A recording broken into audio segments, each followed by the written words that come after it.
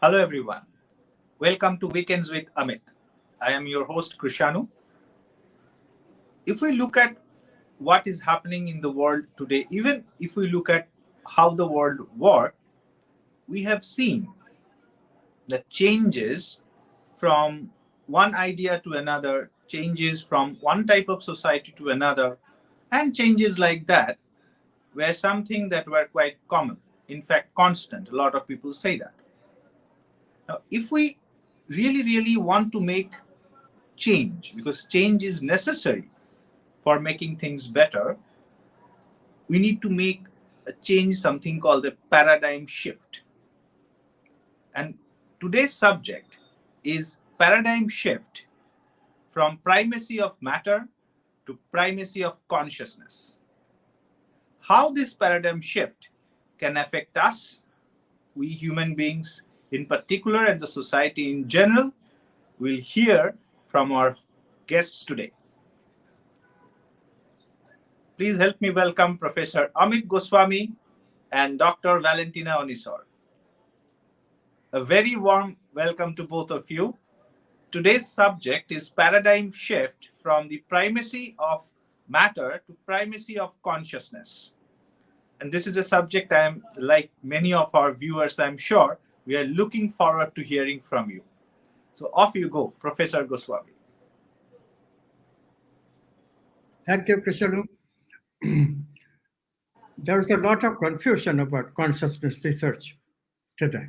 Even among post-materialists,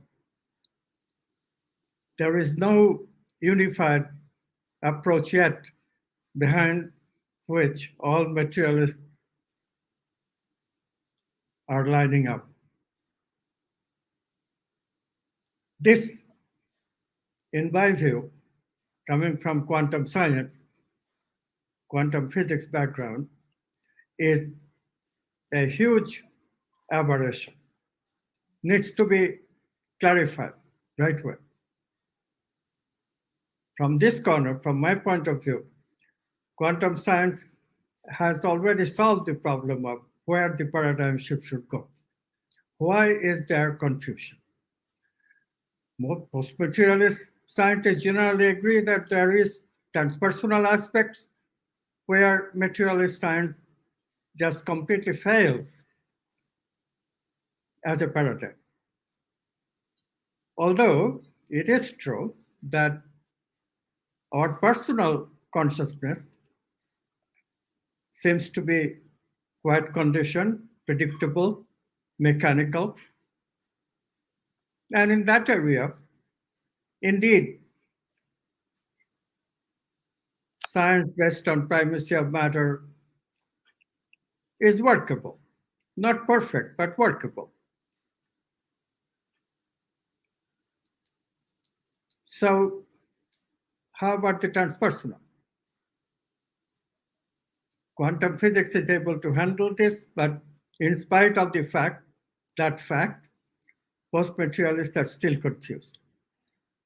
This is prompting us to enter this discussion from a historical point of view. What happened when we changed from the spiritual religious to this material point of view that prevails today? How did that happen? So let's go back to the history of spiritual wisdom traditions formulated in Vedanta, Kabbalah, in the thoughts of Socrates and Plato in Greece, Lao Tzu in China, the Buddha, Krishna, and others in India, Jesus in the Middle East. This can be summarized as the statement, consciousness is the ground of all being. There is a unity behind the apparent diversity among human beings. Although we do experience separate consciousness, each of us, but this is an appearance, say the wisdom traditions. Underlying the appearance, there is unity. Consciousness is one and only. This is the view. Later, this view was called transcendent immanent divide. There's a transcendent oneness, but the immanence that we experience appears to be separate individuals. It was never really quite answered how the appearance takes place. It was also not answered question of where does transcendent reside? Is it defining a separate realm of reality? These things were never properly explained. And this led to simplifications that satisfies our realism bent mind. For example, Aristotle, who was a student of Plato, enunciated earth-centered model of reality, where outer space, objects in outer space, stars, suns, moons, all that became identified as the heavenly realm of the transcendent, compared to earth, which is the realm of the immanent. This satisfies common sense, certainly, because outer space, after all, we do see, even in the ancient times. And it does seem inapproachable from earthly point of view. Distance being one of the problems. But of course, this also makes the philosophy much more treatable through experiments. And eventually, we developed the technology to do such experiments. And on the basis of some of the observations, paradigms started changing, beginning with the Copernican model, Galileo, and eventually came Newton, who showed that both heavenly motion of objects and earthly motion of objects can be explained on the basis of the same set of physical laws. Law of gravity is the same universally. It's not different from outer space and earthly space. This was the beginning of the demise of the spiritual religious worldview. Although this was enunciated only for matter, Newton said clearly, for matter, there is no difference between heavenly matter and earthly matter. But of course, today, scientists in general believe, establishment science, that all phenomena, material or psychophysiological, all phenomena are phenomena of matter, movement of matter and material interactions. And this presupposes that communications are local, there is no purpose except survival, and movement in general is continuous.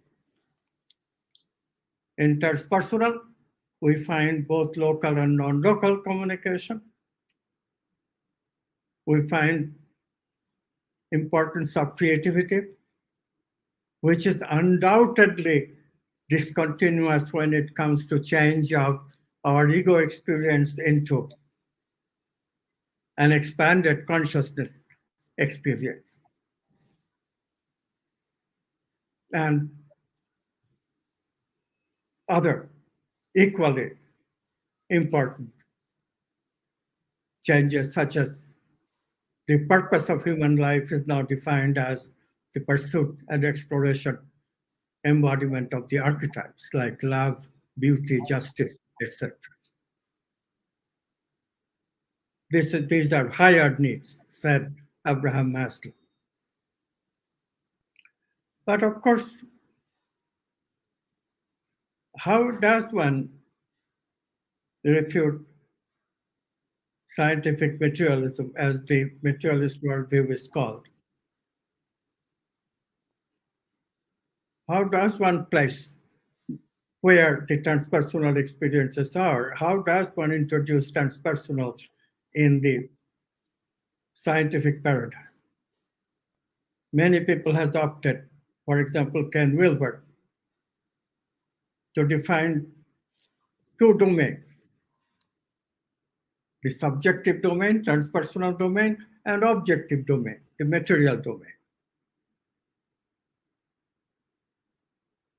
Yes, material domain, as I said before, indeed can handle the me-centered, constricted part of our personal experience. And if we assume that the transpersonal part is a separate reality, this kind of dualism seems to be tenable at first sight. But of course, scientists have a lot of criticism against dualism. And here is the thing.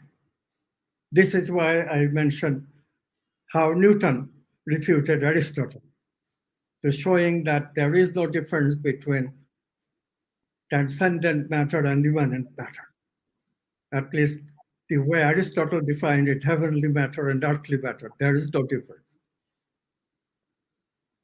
Similarly, quantum physics is conclusively showing that consciousness is the ground of all being and more. There is no difference between the transpersonal and personal consciousness. They all come from the same primacy of consciousness. We don't need dualism, in other words. And this should settle the issue for post-materialist scientists. Of course, materialists still raise a red herring. Quantum physics, which was founded as the science of submicroscopic objects, can that quantum physics really apply to macro objects like the human brain? It is too involved to get into it here, but Valentina Onisor and I wrote a book called The Quantum Brain, where we showed, indeed, there is no problem there. Indeed, the brain, although macroscopic, although operating at room temperature, indeed has to be quantum and is quantum. We proved it.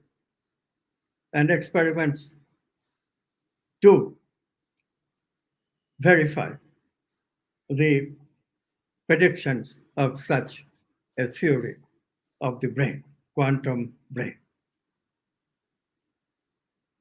Not only that, as Valentina will explain, this way of constructing reality explains so many things that we now can proceed with the assumption that a paradigm shift not only is feasible based on the idea of primacy of consciousness, as the spiritual traditions predicted long ago, we have now scientifically done the integration, transpersonal and personal, or more conventionally, the integration of spirituality and science. Valentina?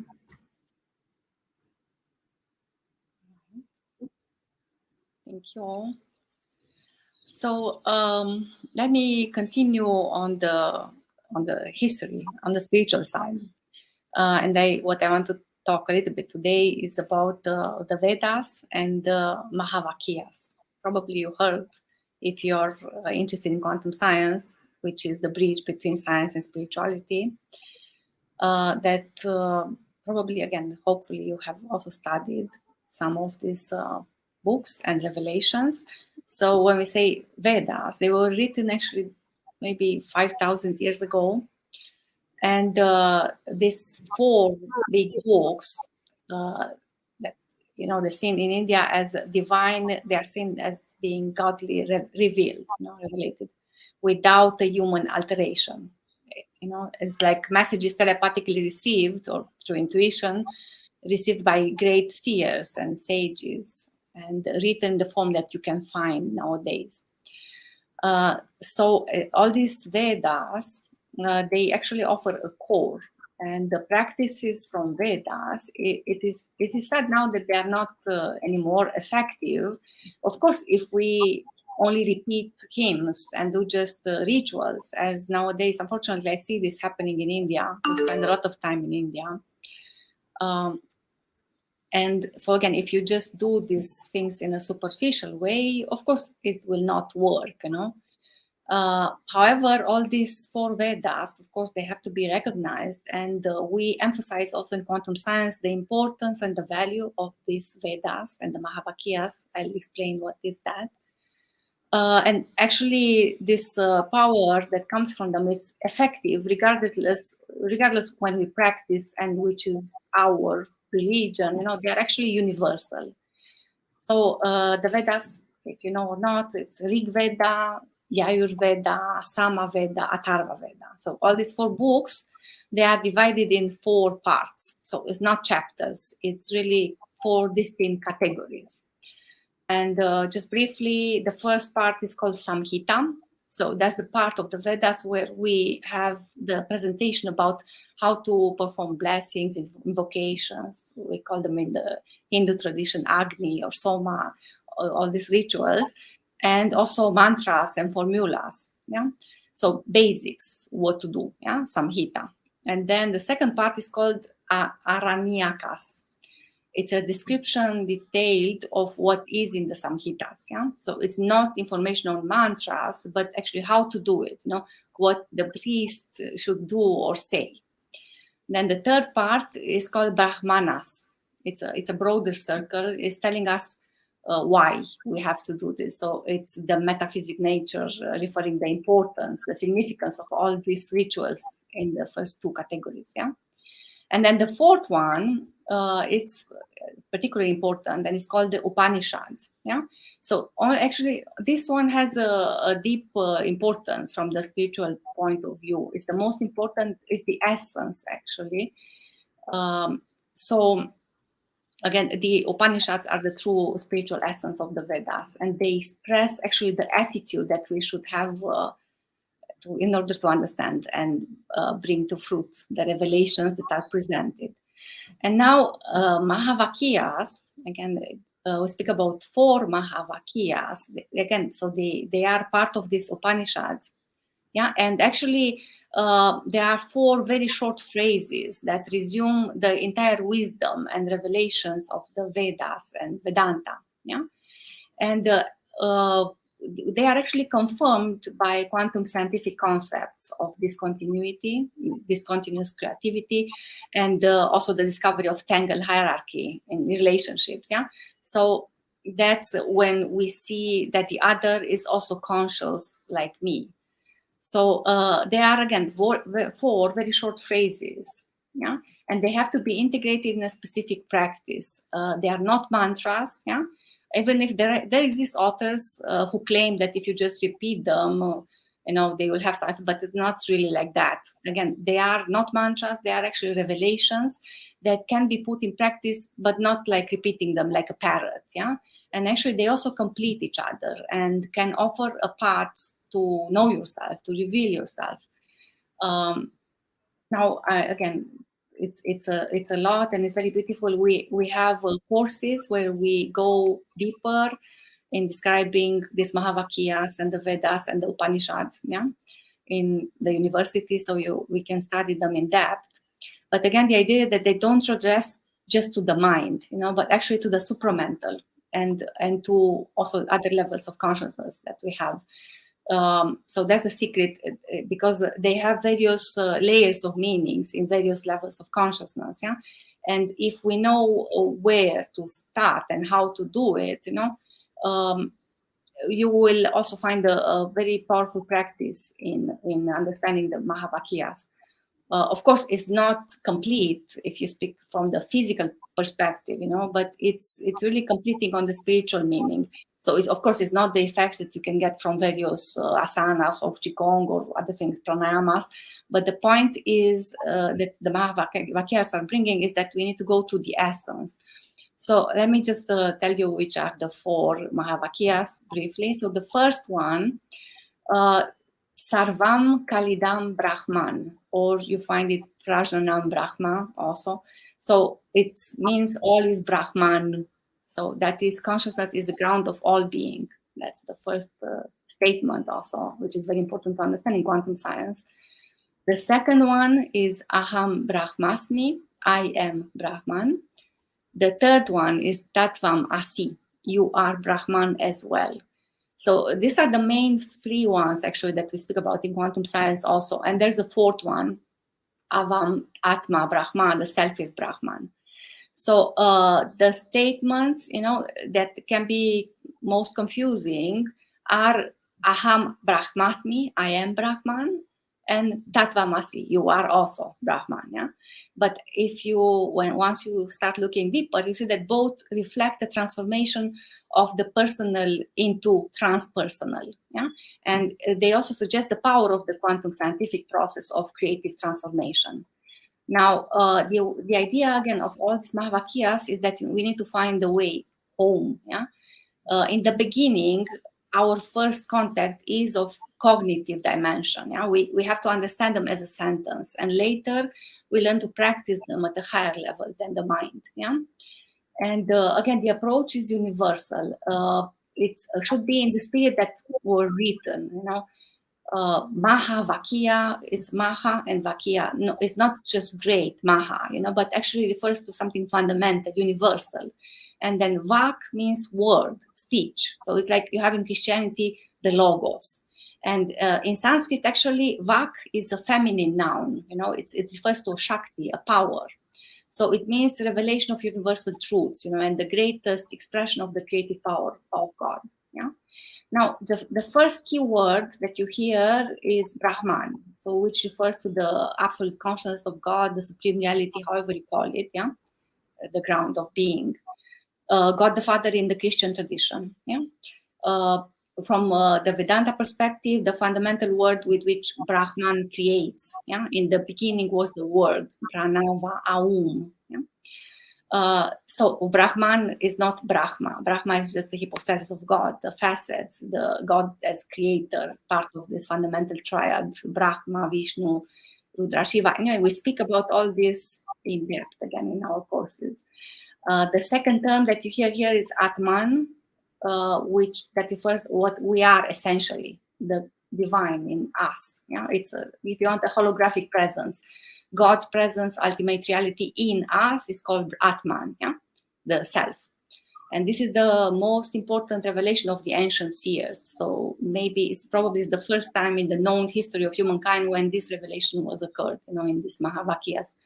And Bhagavad Gita's, again, they speak about Atman, our divine self, residing in the heart of every human being.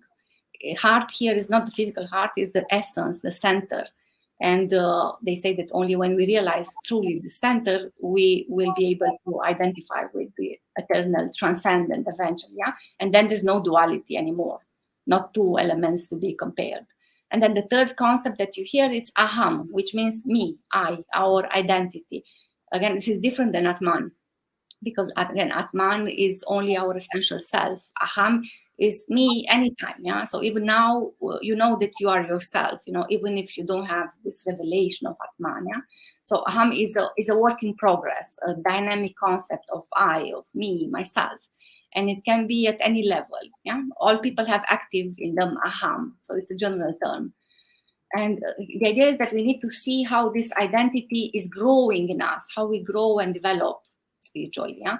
So again, the first stage is ahamkara, the ego, our personality, the common mind, the first self, consciousness. Animals, for example, they don't have this ahamkara, this self-consciousness. And then when consciousness evolves in us, or awakens, however you call it, we discover another manifestation which is more elevated and multidimensional reality, actually, multiple levels that we can live on. It's the supramental, which is beyond the mind. Yeah, it's called also Jivatma, or Atman, projected in this dimension of life, or Purusha, if you want. Again, in Sanskrit, is corresponding with the soul and supramental. If you want, it's an apotheosis of the human condition. And here also we speak about archetypes, by the way, in quantum science. So still, it's at the human level, between human and macrocosmic, if you want, divine. It's like a turning point. And for example, we experience the supramental when we get out of our ego, for example, when we fall in love, or when we have genuine inspirations. So this is the crystallization of Aham. Yeah. And then the third one is Atman, the full realization of who we are. So again, the main question is not just what we do as a practice, but who is doing it. That's the key in practicing Mahavakyas. You are having it as an ego or as a soul also.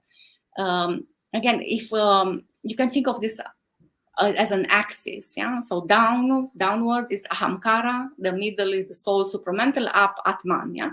So you can say it's a most direct way to transform, which is going vertically. It's also called the path of the heart, what is offered through the Mahavakyas. It's a very direct path. Now, if you think in the Zen tradition, we have this famous Kwan, yeah, which is a simple question or statement that in the beginning seems to address the mind. It seems like it's normal, everything. But when you think of that, the mind gets stuck and is suspended. You know, the ego also gets stuck, yeah. So the same with the Mahavakyas. First, again, it starts at the level of cognition. You think of them, you understand them. Then, again, when we realize something deeper, the mind will stop and you go beyond the mind to the real meaning of each Mahavakya. And then you don't need to do anything more. You know, we just need to remain still in that supramental sphere, if you want. Even 10, 15 seconds, it's enough to prepare for the state of awakened consciousness and all kind of intuitions, revelations coming from. So again, it's a very clear and accessible practice to integrate this Vedic knowledge in a universal way. And it's, of course, it's a strong spiritual message of any authentic path, let's say. That's just a few words about Mahavakyas and the Vedas and how we integrate them in quantum science. Okay, that was great, Valentina. It is indeed really, really food for thought, and people who are not yet acclimatized or initiated into the Vedic traditions, I would request them to look these things up, the Mahavakyas and the nuances of these Mahavakyas, the revelation, the understanding that they carry is enormous and very much in line with what we are talking about today. Paradigm shifts, consciousness being the ground of everything. So I would request Professor Goswami. Oh, by the way, I'll add something. Valentina also mentioned that she just touched upon the surface, like I should say, the caressed upon the surface, not even touched of what is there. And we have our courses around it, masters and PhD courses, and also certification courses. You might want to check them out at www.amitgoswami.org, or you can email us at info@amitgoswami.org. Now, to wrap it up, back to Professor Goswami. Thank you, Krishanu. Since Valentina explained the spiritual wisdom tradition position so very well, let me say a few words about how quantum science explains all that is claimed in the spiritual traditions from an experiential point of view.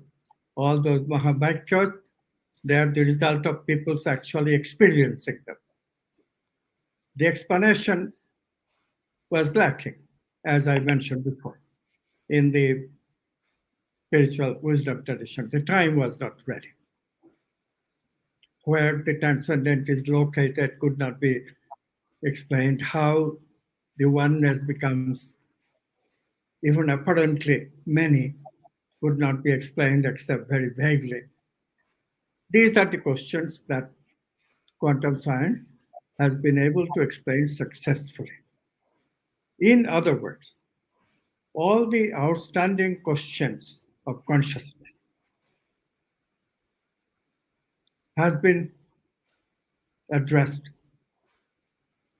more or less definitive way by quantum science. We have a viable science of experience that not only explains the materialist sensory experiences, but also all our inner experiences, vital and mental and even supramental, beyond vital and mental. There is a big debate about science of experience. According to quantum science, our work explained in various books, this is a done deal. We already have a science of experience, complete. All experiences of feelings, aside from the very loose apology of a materialist experience in terms of brain's response to stressful stimuli, emotions now can be explained completely, including emotions in the body, like the heart and the navel chakra. Chakra system itself, that is part of yoga psychology in the East, fully explained in quantum science. How the archetypes, human values, define our purpose is fully explained in quantum science.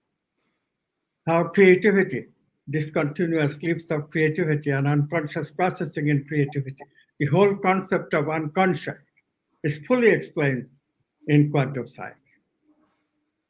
In truth, every conceivable consciousness phenomenon, even such phenomena as reincarnation, is explained in quantum science. Darwin's theory of evolution, which has been shown having enormous number of omissions and faults, does not even agree with experimental data, not all of them at all. Punctuation marks of evolution is left out, for example.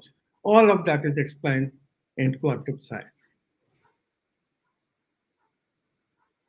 Quantum science really is introducing new ways of psychotherapy, new ways of dealing with health, addressing all of our hardware and software, physiological and mental, and supramental. The applications, the successful application of quantum science in all human phenomena is giving us a hope that we really, for the first time in human history, have a science of the human being. This is why, once again, I conclude this particular webinar with an invitation to you. Join our program, look at our work. Do the master's and PhD in quantum science of health, prosperity, and happiness from a university which is fully affiliated with the government of India. Come, we'll be waiting for you. Thank you so much, Professor Goswami, and thank you, Dr. Onisor. It was really a pleasure to have this show, to have both of you today, and I'm sure that our audience will be as thrilled as I am. Thank you so much, and see you next week.